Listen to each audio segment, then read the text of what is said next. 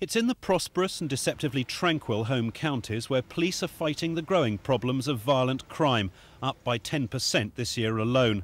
Spontaneous violence by groups of young people is no longer confined just to the inner cities, as residents of High Wycombe in Bucks found out at New Year, when mobs of youths went on the rampage.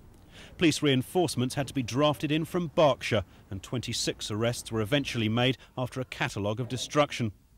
Surrey's Chief Constable Brian Hayes studied this and 250 similar outbreaks of group violence in preparing his nationwide report on rural violence, which last year involved nearly 6,000 police officers who made over 2,000 arrests.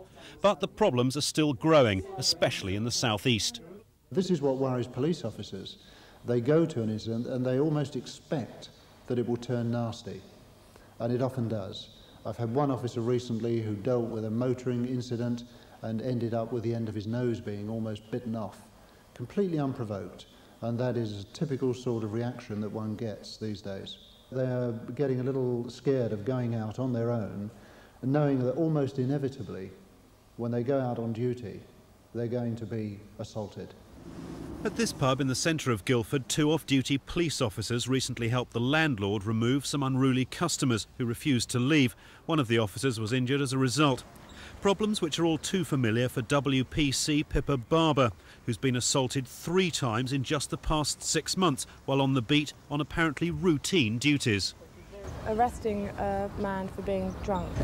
He was slumped in a doorway of a shop, which obviously caused a nuisance to the shop owners. He was arrested by myself and another WPC. He wasn't particularly difficult. He was placed in the police vehicle, and as I went to get in the vehicle beside him, I was kicked in the face getting in the car. That was one incident where you wouldn't have thought that it was going to become violent.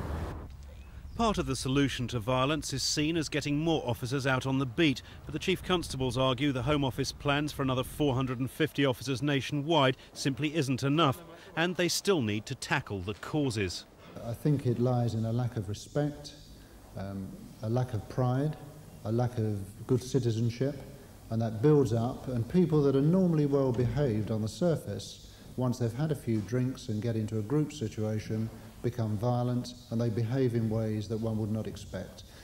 What is happening in effect is that the police officer is losing the respect that he had in those sort of situations. While alcohol may be an easy scapegoat, the police want the Home Office to investigate the root causes of violence in society. In the meantime, though, it's a question of coping as best they can with the resources available. Marcus Powell for Thames News.